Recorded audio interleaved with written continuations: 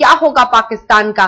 जिस तरह के सियासी संकट से इस वक्त पाकिस्तान गुजर रहा है, एक तरफ तो सुप्रीम कोर्ट ने वहां के प्रधानमंत्री राजा अशरफ को 24 घंटे के अंदर गिरफ्तारी का आदेश दिया है, तो दूसरी तरफ कादरी जो कि वहां के एक बड़े धर्मगुरु माने जाते हैं, उन्होंने इस्लामाबाद में आज लॉन्ग मार्च के जरिए हजारों की संख्या में सड़कों पर लोगों को जुटाया और पाकिस्तान की सरकार, उसकी नेशनल असेंबली, राज्य सरकार को बर्खास्त करने की मांग की। ऐसे में बड़ा सवाल यही है कि अब क्या होगा पाकिस्तान का। We want to rebuild democracy through the mechanism, democratic mechanism.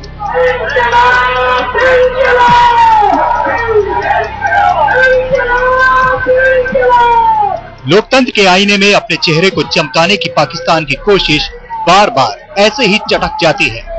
आतंक की आग और भ्रष्टाचार की लपटों पर पूरा देश खतबदा रहा है। पाकिस्तान बगावत, आक्रोश और फौजी बूटों की ऐसी बरमुडा ट्रायंगल में घिरा है जहां लोकतंत्र बार बार डूब जाता है और घात लगाई फौज ऐसे ही तख्ता पलट की दस्तक देती है।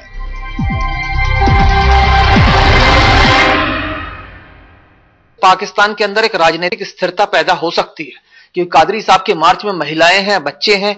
आगे क्या होगा कहना बड़ा मुश्किल है क्योंकि कादरी साहब तो ये कह रहे हैं कि अब ये जो संसद है, ये जो असेंबलीज हैं, ये सब भंग हो गई हैं। तो अगर इस तरीके की क्रांति अगर वो लाने की सोच रहे हैं और सक्सेसफुल हो जाते हैं तो एक बहुत बड़ी अस्थिरता होगी। अब सरकार के सामने कोई उपाय नहीं बचा है क्योंकि उन्होंने कादरी साहब को इस्लामाबाद में संसद के सामने बैठने की अनुमति दे दी है, तो अब उनको हटाना उतना आसान नहीं होगा। जमहूरियत के नाम पर चुनी हुई सरकार को हटाने और मौजूदा सिस्टम को सिरे से खारिज करने के लिए पाकिस्तान में इस बार कोई नेता या फौजी हुक्मरान नहीं, बल्कि इस्लाम की सूफी व्याख्या करने वाला एक बुद्धिजीवी मैदान में उतरा है। ताहिर उल कादरी ने बगावत की आवाज बुलंद की तो पाकिस्तानी हुक्मरान थर्रा उठे। इस्लामाबाद में पाकिस्तान की संसद का घेराव और कादरी के कहने पर सरकार के खिलाफ उमड़ा जन आक्रोश ये बताने के लिए काफी है कि गृह युद्ध जैसे हालात से गुजर रहा है पाकिस्तान। कानून पाकिस्तान में बना हुआ है, इसलिए हम चाहते हैं इन नाअहल लोगों को इधर से उतार कर ऐसे कैपेबल और टैलेंटेड और जो मुल्क से मोहब्बत करने वाले लोग हों वो आए जो कौम की भलाई के लिए बात करें। हम डॉक्टर ताहिर उल कादरी का साथ देंगे, जहां तक हो सका हम उनका साथ देंगे। अगर हम मर भी जाए हमें ये अफसोस नहीं रहेगा।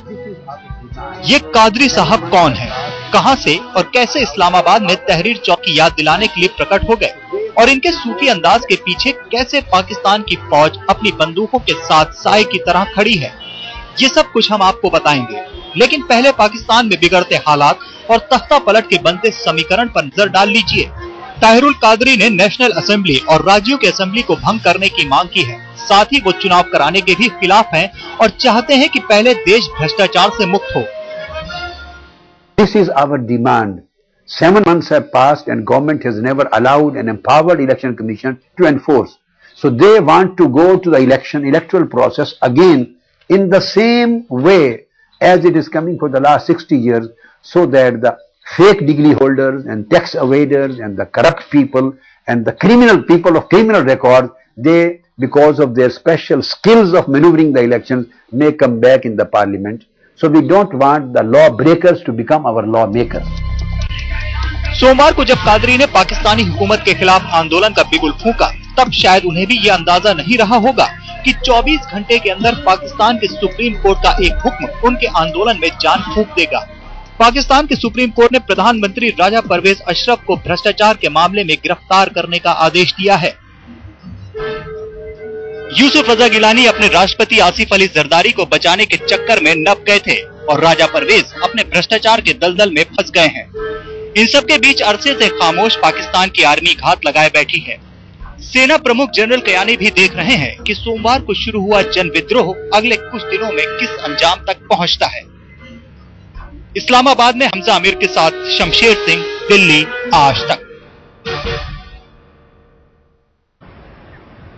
पाकिस्तान में जब भी जमहूरियत का जनाजा निकला है, उसके पीछे आप फौजी बूटों की आहट आसानी से सुन सकते हैं।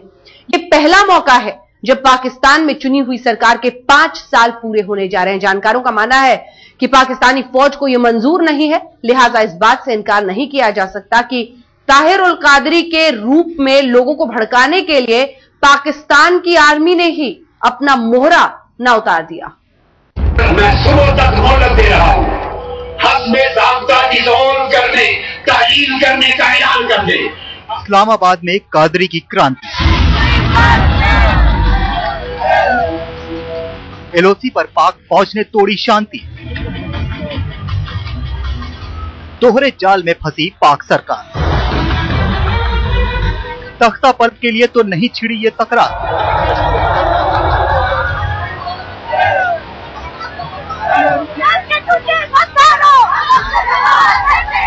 इस्लामाबाद में उमड़े इस हुजूम ने पाकिस्तान सरकार के होश उड़ा दिए हैं।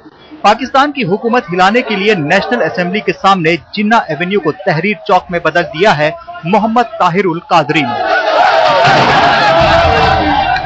पाकिस्तान की सियासत में भूला बिसरा नाम बन चुके कादरी दिसंबर के आखिरी हफ्ते में अचानक पाकिस्तान में प्रकट हुए और 2 हफ्ते में ही उन्होंने पाकिस्तान में जमहूरी इनकलाब का ऐसा नारा बुलंद किया कि चुनाव की तैयारियों में जुटे पाकिस्तान के बड़े बड़े नेताओं को सांप सूंघ गया।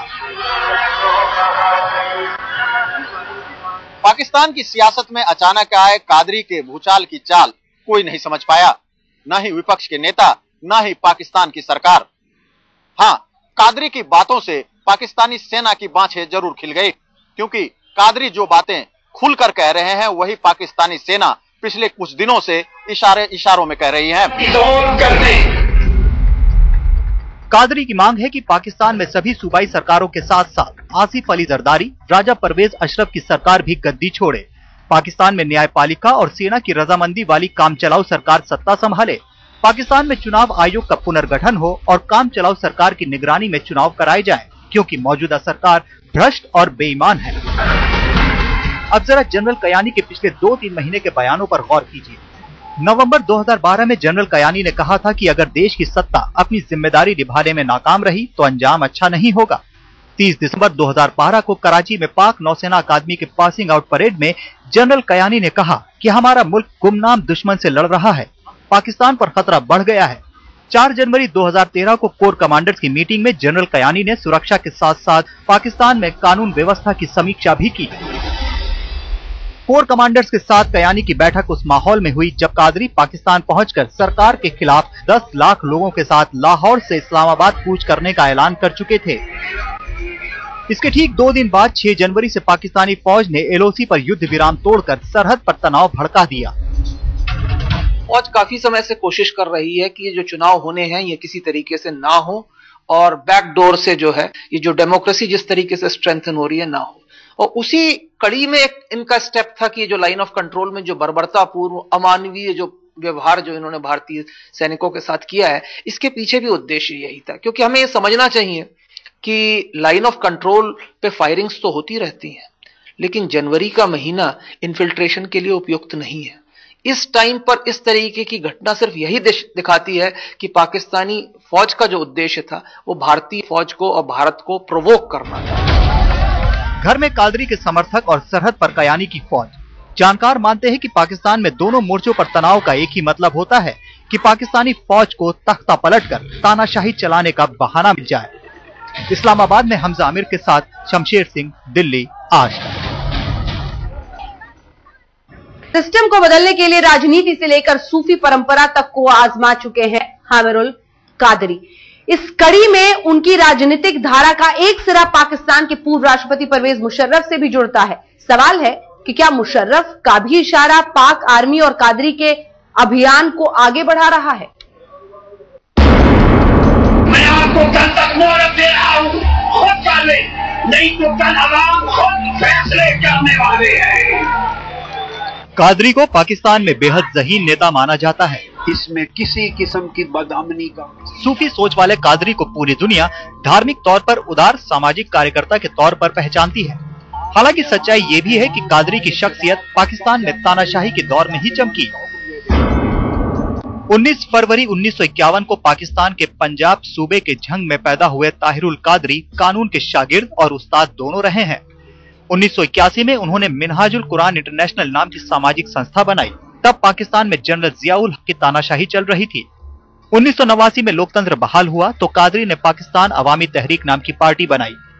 जनरल परवेज मुशर्रफ की तानाशाही में हुए 2002 के चुनाव में वो नेशनल असेंबली के मेंबर चुने गए।